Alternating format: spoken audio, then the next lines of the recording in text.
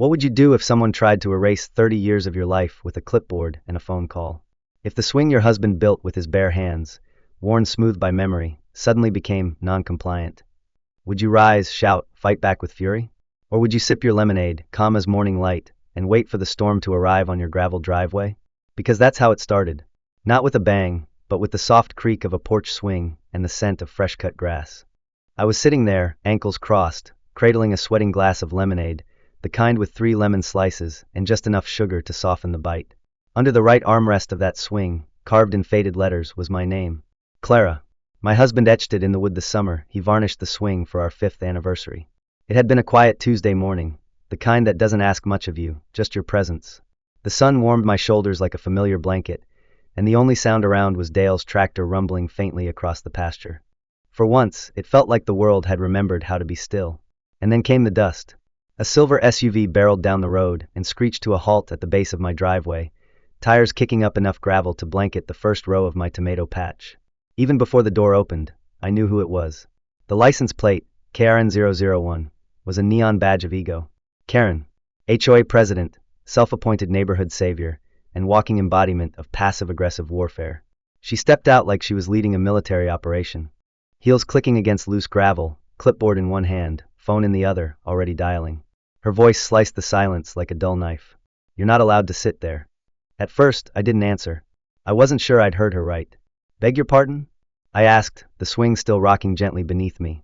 She pointed at the porch like it was evidence in a crime scene. This structure is non-compliant. It hasn't been registered with the HOA, and therefore is not permitted. You are currently occupying unauthorized space.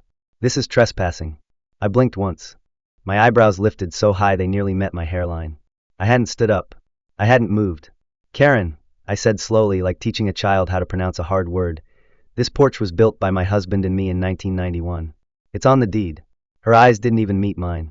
She flipped a few pages on her clipboard and spoke like an insurance adjuster reading from a rejected claim. We don't have you listed as an active member, and this address falls under the extended perimeter outlined by the HOA annexation from last month. That places you within regulated jurisdiction. You're subject to new ordinances. I let her finish. I let her feel the power of her own voice. Then I sipped my lemonade, slow, deliberate, and asked, did you seriously just say the words regulated jurisdiction while standing in my driveway? She didn't answer. She turned back to her phone and, with the chill of someone ordering lunch, said, yes, 911? I need an officer dispatched immediately. There's a woman here refusing to vacate a structure currently in violation of community code. That's when something shifted. Not in the air, not yet, but inside me. Not anger. Not fear. Just silence. A deep, still quiet that comes right before thunder. Because this wasn't just about me. It wasn't even about the porch. It was about what it meant to her, that someone could exist peacefully outside her control. She couldn't stand that.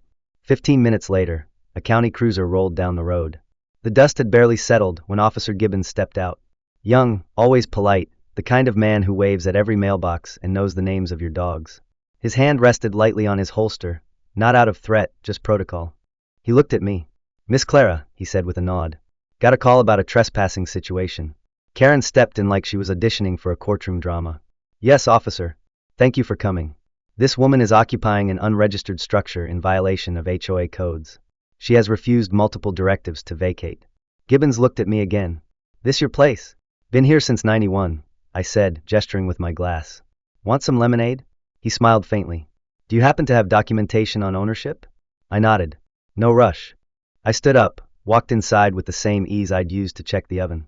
Karen muttered into her phone about how slow the legal system was. When I returned, I held a manila folder, yellowed with time. Inside was everything. The original deed, the county's certified survey, and a Polaroid of my husband on that porch, hammer in hand, our toddler son giggling beside him.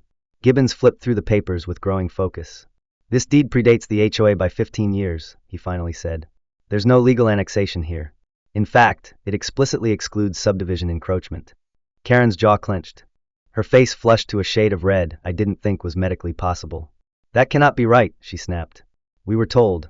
Unless the board also moonlights as the county assessor, Gibbons said gently. I think you were told wrong. She stood in stunned silence for a second too long. Then she hissed, this isn't over, before stomping to her SUV and peeling out like a teenager denied the keys. Gibbons handed me back the folder. Some people, he said, just don't like hearing no. I smiled. Good thing I'm fluent in it. I sat back down. The lemonade was warm. The swing was still. I thought that might be the end of it. A funny story to tell Dale next time I passed by the co-op. Maybe even a new level of quiet. But I should have known better. Some storms don't pass, they loop. They double back. They come disguised as flyers pinned to oak trees and whispers at board meetings. And as I stared at the porch I built with love, history, and bare hands, one question hung in the air like a challenge. If someone comes for your peace with paper and protocol, how do you fight back without losing the very calm you're trying to protect? Where would you draw the line? On the gravel? On the porch boards? Or somewhere deeper, where memory and dignity root themselves like trees that won't be moved? By the time the sun dipped low enough to cast long shadows across my porch, I figured Karen had made her point, or at least tired herself out. I was wrong. The first flyer appeared just before dusk, stapled to the old oak tree beside the chicken coop, the same tree my son used to climb when he was too young to know fear.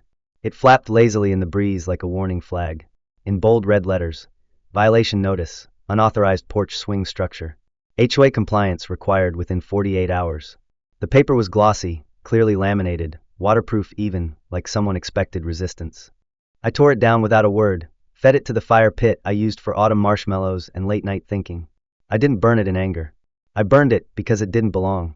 But Karen wasn't finished. Not even close. The next morning, I noticed the usual clucking and rustling from the coop was gone. It wasn't quiet, it was wrong. The kind of stillness that doesn't soothe but scratches at the back of your thoughts like something missing from a picture. I walked out barefoot, coffee in hand, robe tugged tight against the breeze, and opened the coop gate. Nothing. No feathers, no broken latch, no chaos. Just an empty coop and a set of faint, shallow footprints leading away through the dirt, the kind left by someone who walked with care. High-heeled wedges. I didn't need to guess who. Karen wasn't just trying to push boundaries now, she was sending a message. I didn't scream. I didn't call anyone. I just stood there and stared at the coop, at the open space where my hens used to huddle, and I listened, to the wind, to the silence, to the memory of feathers brushing the straw. That's when I realized, this wasn't about code enforcement or porch swings. This was psychological warfare.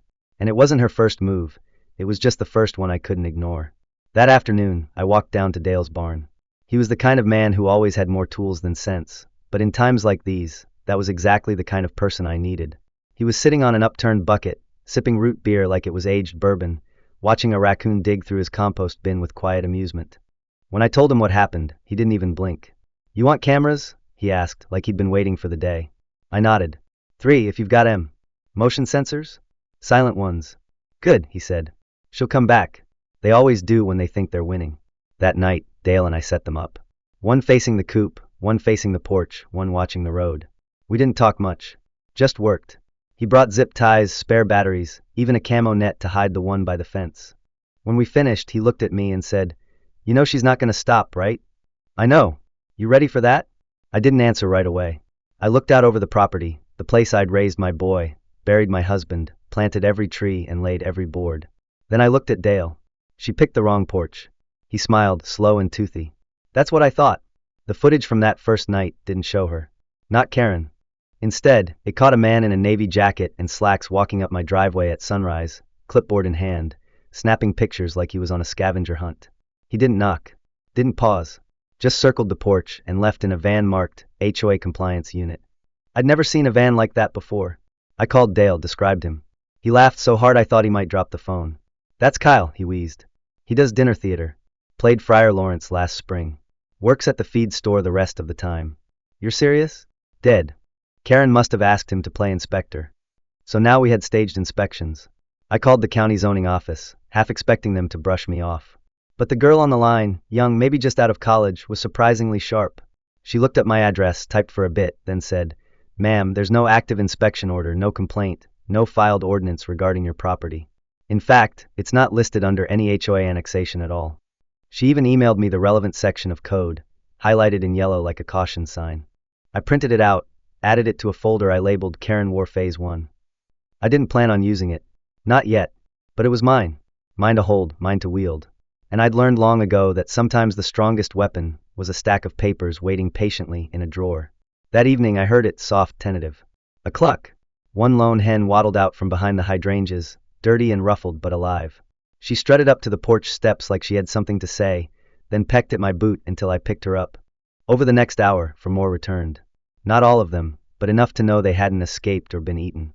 They'd been hidden, rounded up and stashed somewhere nearby. Karen hadn't taken them to harm. She'd taken them to make a point. Control. She wanted to make me question my routine, my peace, my certainty. I stroked the feathers of the last hen and whispered, "Wrong old lady, Karen." By the weekend, my mailbox looked like a war zone. Flyers stuffed in the doorframe, wedged between the swing slats, pinned under rocks. Violation notices for excessive wind chime noise, unapproved porch cushion color, and unauthorized garden gnome. I didn't throw them away. I collected them like trophies. Stacked them on my kitchen table. Dale stopped by and saw the pile. "You starting a scrapbook?" he asked. "Maybe a book deal," I replied. Karen's Guide to Neighborhood Fascism. But we both knew it wasn't funny. She wasn't just being petty. She was building a false trail, a manufactured record of violations, enough to bluff someone less stubborn into giving up. That afternoon, Dale told me to check the HOA website. I hadn't bothered before. I assumed I wasn't listed. But when I typed in my address, there it was, annexed Phase 3, with my name marked pending compliance review. Not Clara. Not even unknown owner. Just pending. Like I didn't exist until she said I did. I printed it, highlighted the lie, and added it to the folder. Karen had upgraded from flyers to digital forgery. The next morning, a new notice appeared, laminated again, stapled to the chicken coop. Non-conforming paint color, $200 fine. The coop was robin's egg blue, the color my husband had chosen because he said it calmed the birds. I stared at the flyer, then at the sky. "God," I muttered, "if you're watching, I hope you're laughing." Later that day I saw her, standing at the edge of her manicured lawn, arms crossed, lips pursed, watching. I raised a hand in a lazy wave. She didn't wave back. She never did. I didn't confront her. I didn't shout. Instead, I picked up the phone and called zoning again. This time a different clerk, older, sharper. I told her everything. She asked for screenshots. I sent them. 10 minutes later, she said, "This qualifies as impersonation of a county authority. If she continues, it could lead to civil penalties, or worse." I hung up and printed that out too. Put it in the folder, just behind the website screenshot. Karen wasn't playing with flyers anymore. She was playing with fire. And I was building the extinguisher. That night, I slept with one window cracked and the trail cam feed open on my laptop. At 2:43 a.m., the camera at the coop caught something. A figure, hoodie pulled low, crept up to the gate. They reached into a bag, pulled out eggs, and placed them in a perfect circle. Then they stood there, watching the coop in silence. For a full minute. The hoodie fell back just enough to reveal the profile. Karen. Clear as sunrise. I didn't wake Dale. I didn't call the cops. I saved the clip, backed it up twice, and labeled it with the timestamp. Let her keep coming. Every step deeper was a nail in her own coffin. I'd bury her in evidence, and she wouldn't even see it coming. 2 days after the egg circle incident, something shifted, not in the air, but in Karen's tactics. She stopped showing up herself. No midnight strolls with clipboards, no stomping across the gravel in shoes too sharp for country ground. Instead, she began outsourcing the chaos. It started with a second visit from the man pretending to be an inspector, this time in a beige polo shirt and khakis like he'd just walked out of a hardware store commercial. He didn't knock. He didn't even pretend to knock. I watched from the kitchen window as he circled the porch, measured the swing chains with a yellow tape measure like that meant something, and took photographs of my mailbox, the coop, even the gnome by the rose bush. The camera picked up every move. When I stepped outside, he looked startled. His clipboard shook slightly. I didn't say a word. I just held up my phone and took his picture. He turned on his heel and walked off like he'd forgotten how feet work. Later that day, I called Dale. We watched the footage together, and he burst into laughter when the man tripped over a garden hose on his way out. "That's not even a real inspector," Dale said, eyes gleaming. "You can tell by the way he held the tape measure. He used the wrong end." That night, I did what Karen never expected. I went to the county office in person. I brought the folder. The one that had grown fat with laminated lies, forged notices, digital screenshots, and now, a flash drive labeled Porch War Evidence Phase 2. The clerk at the front desk was a woman in her 60s with glasses perched on the edge of her nose like a hawk watching prey. I didn't have to explain much. As soon as I said HOA impersonation, her fingers danced across the keyboard like they had a purpose. 20 minutes later, she handed me a signed letter from the Office of Compliance. It clearly stated that no official inspections had been requested or approved for my property, that no fines had been issued, and that any individuals claiming to act under HOA enforcement had no jurisdiction unless backed by a zoning permit signed by a county authority. I added the letter to the folder and labeled it Official Denial. It felt heavier than the rest. Final, like a boundary in ink. The next morning, my mailbox had been repainted. Not removed, just painted. The faded black was now a flat gray, dull and uniform, and on the side was a fresh sticker. Property of HOA District 3. I stood there for a long moment, the morning sun hitting my coffee just right, and stared at it. Not because I was shocked, but because the trespassing was escalating. This wasn't just annoyance anymore. It was invasion. Someone had crossed my boundary under the cover of night with a paint can and a mission. I didn't call the sheriff. Not yet. I added it to the file, photos timestamped, and printed out the next violation flyer I found stuck to the chicken coop later that afternoon. Chickens exceed decibel limits, noise violation. Dale nearly choked on his sandwich when I showed him. What, do they have chicken sound meters now? He asked between bites.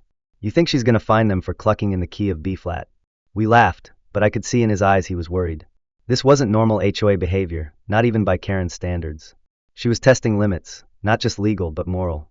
Seeing how far she could stretch the truth before someone snapped. That evening, I received a text message from an unknown number. Are you the porch lady? My name's Lacey. I'm on the HOA board. We need to talk. My first instinct was to ignore it, but something about the wording felt different. Not threatening, just tired. I texted back, tomorrow, 10 a.m. My place. Lacey showed up exactly on time, wearing flats and a neutral cardigan like she wanted to disappear into the scenery. She carried a thin binder and a look that told me she hadn't slept well in weeks. I offered her tea. She accepted with a quiet thank you and sat at my kitchen table like someone arriving at a confessional. I'm not supposed to be here, she said, but someone needs to tell you the truth. Karen isn't just targeting you for fun. She's trying to set precedent. If she can enforce HOA rules on even one property outside our original charter, it might allow her to claim dominion over the rest of the outer perimeter homes by legal default. I stared at her, silent. She continued, flipping open her binder. She forged meeting minutes, brought in fake proxy votes, used community funds to print those flyers without board approval. She's running the HOA like a personal kingdom, and most people are too tired, too polite, or too scared to push back. I asked why she was telling me. Because you're the only one who has proof, she said. You're the test case, Clara. If you fold, we all do. She showed me printed emails, some with threats, others with promises of special exceptions. Karen had promised fence permits in exchange for votes, threatened lawn citations for dissenters, and even tried to have a neighbor's shed labeled as unlicensed storage. It was more than overreach. It was systemic abuse disguised as order. I thanked Lacey, promised to keep her name out of it. She nodded and left quickly, as if she feared the air around my porch might record her. That night, I sat outside with the swing creaking softly beneath me, folder on my lap, and my thoughts louder than the wind.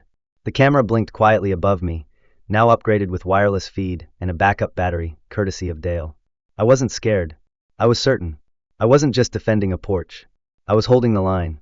2 nights later, the next escalation came. Another figure, different posture, different build, crept up my driveway just after 1 a.m. This one wasn't Karen. It was a man, tall, thin, nervous energy in every step. He carried what looked like a laser measurer and took notes under the porch light without a care in the world. I watched from the window, not breathing, until he took a selfie with the porch swing in the background and left. The next morning, Karen returned. Not alone. She brought a man in a suit, holding a leather briefcase and a rehearsed scowl. They stopped at the edge of the porch, didn't climb the steps. Karen raised her voice, loud enough for the camera. This structure has been reviewed and deemed non-compliant. Vacate within 48 hours or further action will be taken. I didn't stand. I didn't speak. I just held up my phone and played the footage from 2 nights before, Karen in her hoodie, muttering about how this old woman won't fight back, while placing eggs in a circle like some passive-aggressive witch ritual. The man beside her blinked, took a step back, and muttered something about checking with legal. Karen's face cracked. I'm not afraid of you, I said calmly. But you should be afraid of what happens next. They left in silence. That night, Dale came over with a new box of flash drives. We labeled 3 copies of the evidence folder. One for my lawyer, one for the zoning board, and one for the local news outlet. I wasn't just playing defense anymore. I was building a case, quietly, thoroughly, legally. Karen thought she was documenting a violation.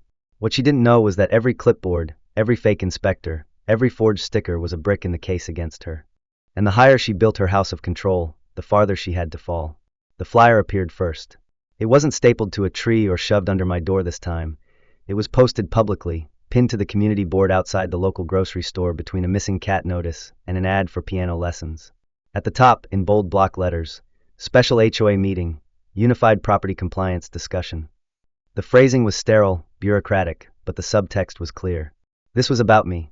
Dale sent me a photo of it with a text that just read, "She's taking it public." Beneath the printed agenda were phrases like ongoing non-compliance, repeat refusal to cooperate, and threats to neighborhood harmony. It didn't mention my name, but in a town like ours, it didn't have to. Everyone already knew. A red ink scribble had appeared beneath it sometime after the flyer went up. Maybe she should sit down and touch grass. I smiled at that, not because it was clever, though it was, but because it meant someone else had finally had enough. The silence was cracking. I decided then I wasn't just going to watch from my porch. I was going to walk right into her arena. If Karen wanted an audience, I'd give her one. The meeting was set for Saturday afternoon at the town rec hall. The same hall where we held the annual pie auction, the Christmas chili cook-off, and once, a wedding reception where the groom fainted twice from heat and nerves. But that day it looked different. Rows of folding chairs stretched from wall to wall like pews in a courtroom. A plastic folding table had been dragged to the front with a line of HOA board members seated stiffly behind it, each with their own clipboards and bottled water. Karen stood at the center, flanked by two men who looked like they'd rather be anywhere else. She wore a blazer a shade too bright and a smirk that could have been carved from marble. As I stepped inside, the room grew quieter. I didn't make a show of myself. I didn't storm in or slam a folder onto the table. I simply walked, steady and calm, with Dale on one side and Lacey on the other. I held the folder under one arm like a purse full of proof. Karen's eyes locked on me the way a predator watches something it thought had already died. She began with a speech. Long-winded, dramatic, filled with the kind of manufactured authority only someone deeply insecure would think sounded powerful. She talked about order, consistency, neighborhood values. She spoke of threats to unity, violations of community vision, and how certain property owners were refusing to honor the spirit of collective living. Each sentence was a paintbrush stroke, painting me as a villain without ever saying my name. She paused for applause. None came. Then she said the words she'd been waiting to deliver all week. We now open the floor for public comment. I stood slowly. A wave of whispers moved through the room like a low tide. I walked to the front, placed my folder on the table, and looked each board member in the eye before I spoke. My name is Clara Richardson. I've lived on my land for over 30 years. I built my porch with my husband. We raised a son there. Buried a dog beneath the oak out back. My deed predates the HOA by 15 years. And yet, for the last few weeks, I have been harassed, trespassed upon, and falsely accused of violating rules that don't legally apply to me. Karen shifted in her seat, mouth tight. I ignored her and opened the folder. This contains a certified copy of my deed, a zoning letter from the county, timestamps of surveillance footage, images of individuals impersonating officials, and printed records of false HOA documents uploaded online. These materials have already been shared with legal counsel, the county commissioner's office, and a local news outlet currently reviewing this situation as a case study in community overreach and impersonation of authority. That was the moment the room changed. You could feel it. Shoulders straightened. Eyes widened. A murmur broke out behind me. One board member, a man with a silver beard and a name tag that read Phil, leaned forward to look at the folder. You're welcome to review it, I said. But I think the most important piece is the audio footage from a document labeled as a demolition order. I turned to Karen. In it, you can be heard saying, quote, "If she won't move, we'll force her off that porch." Karen stood sharply, her voice rising. That is not what I said. That video was recorded without my consent. It's not admissible. I turned toward her fully, calm as morning light. It was recorded on my property, on my chicken coop, with my camera, and it captured your voice, your actions, your intent. Karen's mouth opened and closed, but no words came. The silence filled the room like fog. Dale cleared his throat. I've lived next to Clara for 20 years. That porch never hurt anybody. But if Karen's been forging documents, threatening neighbors, and pretending to be a legal authority, then I think maybe it's time we take a vote on leadership. That sentence hit the room like a clap of thunder. Someone in the back stood up and shouted, "She fined me $200 for my daughter's inflatable pool." Another person yelled, "She wrote me up for having a sunflower that leaned over the fence." A man near the exit added, "I caught her snooping around my shed. I have the video." The board huddled. The noise grew louder. Karen looked around like a general realizing the army had turned its guns inward. Phil leaned into the microphone and cleared his throat. I move that we suspend the president's authority pending a full investigation into these actions. Another member seconded it. The vote was unanimous. Karen stood frozen. Then, without a word, she shoved her chair back and stormed out, heels clacking like a war drum against the tile floor. I didn't celebrate. I didn't smile. I just picked up my folder, thanked the board quietly, and walked out as slowly as I had entered.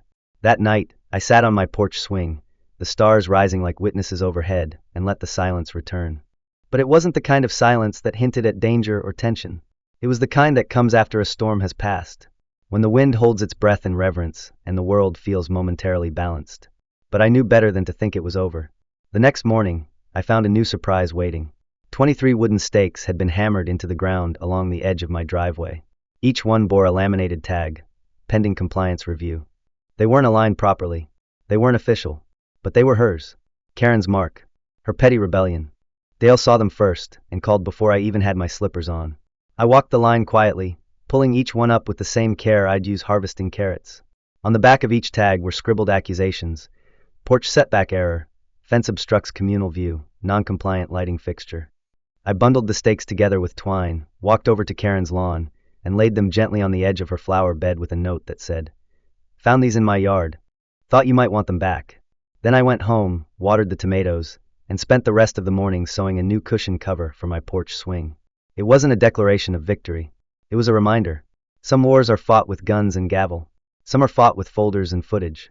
But the ones that matter most, the ones that shape communities, are often won with grace, patience, and the quiet resolve of someone who knows where they stand and refuses to move.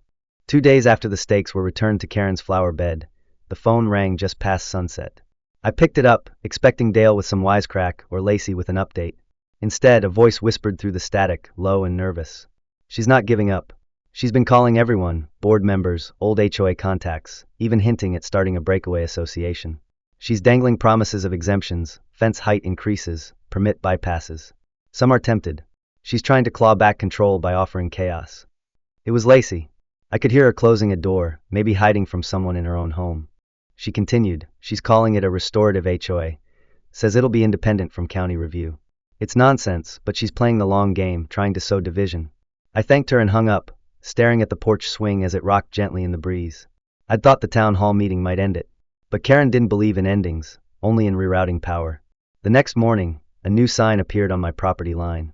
Wooden, hand-painted, black block letters, HOA boundary unauthorized structures beyond this point subject to removal. It had been driven into the soil with spite and a mallet, angled deliberately to face my porch. Dale drove by that afternoon and nearly drove off the road from laughing. "She's gone full cartoon villain now," he said. I didn't laugh. Not because I was scared, but because I recognized the strategy. It wasn't about boundaries. It was bait. She wanted me to tear it down so she could scream vandalism. Instead, I took out my camera, documented the sign from every angle, and filed a formal nuisance complaint with the county. Not out of malice. Out of protocol. Let her drown in the paperwork she weaponized. That evening, just as the sky turned orange and the chickens cooed themselves to sleep, a county sheriff's cruiser pulled into my driveway. This time it wasn't Officer Gibbons. It was a new face, older, silver-haired, with the lined face of someone who'd seen too much nonsense to be surprised by any of it. He introduced himself as Deputy Landers. "Ma'am," he said, "we received a complaint stating that you're running an unpermitted commercial enterprise from this address." I blinked. "You mean the lemonade?" He cracked a smile. "I figured as much, but I had to check. Would you mind walking me through the property?" I gave him the tour. We paused by the porch, the coop, the gnome. I offered him iced tea. He declined. "Mind if I take a look at your documentation?" I handed him the now infamous folder. He flipped through it with the slow certainty of a man who understood the weight of quiet resistance. When he reached the photo of Karen placing eggs in a circle at 2:43 a.m., he exhaled through his teeth. "You've got your ducks in a row, ma'am." "Chickens," I said. He grinned. "Right. Well, unless Karen has a judge in her pocket, and I doubt that, there's nothing she can do that holds legal water. But if you want to press charges for harassment or trespassing, we can help." I shook my head. "Not yet." He nodded like he respected the restraint, then tipped his hat and left. After he was gone, Dale showed up carrying a brand new security light with a motion sensor and an external battery pack. We mounted it together on the porch post, angled to catch everything from the road to the gate. Now there were no blind spots. Karen didn't return that night, or the next. Instead, the silence spread like fog, too still, too clean. And then the community began to shift. Quietly at first. A woman I didn't know well brought over a pie and whispered, "I should have spoken up sooner." A young couple dropped off eggs from their own coop and said, "You've inspired us." We didn't know we were allowed to say no. Even Pastor Miller from the chapel stopped by. He didn't take sides, just placed a hand on my shoulder and said, "Peace takes work. Thank you for doing the work." It wasn't a parade. It wasn't victory music. But it was something better. It was return.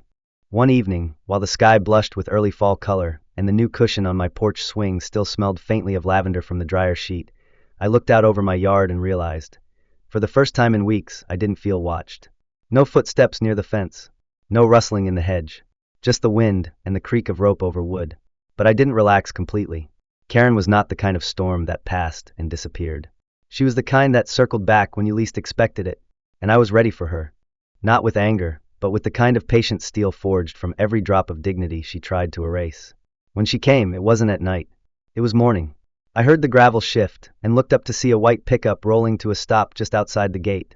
Karen stepped out, her usual fire dulled by something new, desperation. She didn't come alone. A younger man in a blazer followed, holding a leather briefcase and a clipboard. She approached the gate and stopped cold when she saw the camera blinking above it. I didn't rise. I just sat in the swing, coffee in hand. The man introduced himself as a legal representative. His words were rehearsed, clipped cold. Ms. Richardson, my client intends to pursue civil action against you for harassment, defamation, and obstruction of a community development initiative. I took a sip. Did you bring a court order? He hesitated. No, ma'am. I stood slowly, walked to the porch door, and returned with the folder. I handed it to him. Inside, you'll find timestamps, zoning declarations, screenshots, footage, and sworn statements from board members, neighbors, and a sheriff's deputy. If you step foot on my property again without a judge's signature, I will file charges for trespassing, impersonation of authority, and stalking. He stared at me for a beat too long, then turned to Karen. She was pale, her jaw set tight. They left without another word. The folder was heavier when I put it back, not in weight, but in finality. 2 days later, a letter arrived by mail. It bore the seal of the county board. It was an official apology. After reviewing the evidence, the board declared that my property had never fallen under HOA jurisdiction. Effective immediately, all recognition of HOA authority over unregistered properties would be revoked. My land was sovereign, as it had always been. I didn't cheer. I didn't cry. I just read the letter twice, then placed it in the folder and slid it back into the cabinet beneath the dish towels. Later that week, a reporter from the local news station called. Word had gotten out. They wanted to do a story, something about porch rights, rural resistance, the woman who stood her ground. I declined. I wasn't interested in headlines. I just wanted to drink my coffee in peace. But the story still spread. Someone at the bakery started selling porch cookies, shaped like rocking chairs. A group of high schoolers wore shirts that said Team Clara at the fall fair. Dale joked that I should have trademarked it. I told him I'd settle for silence. And silence, finally, was what I got. Karen stopped showing up. Her lawn, once trimmed with military precision, grew patchy. The flyers vanished. The fake inspectors dissolved into memory. Even the sign she'd staked in front of my property line disappeared one morning, as if it had never been there at all. Lacey told me later Karen had been removed from the board permanently. A new committee was forming, one that prioritized transparency and cooperation. They asked if I wanted to join. I thanked them, and declined. I was never meant to be part of a group that thought paper had more weight than people. Autumn settled in. The trees glowed red and gold. The chickens clucked like they had secrets. And I, at last, sat on my porch without waiting for the next battle. I didn't win through shouting. I didn't win through fury. I won because I stayed. Because I documented. Because I remembered who I was and refused to forget it even when someone else tried to rewrite my story with a laminated threat. Karen tried to frame me as a problem. But I wasn't standing in her way. I was standing exactly where I had always been. On my land. In my name. On my porch. And I wasn't going anywhere.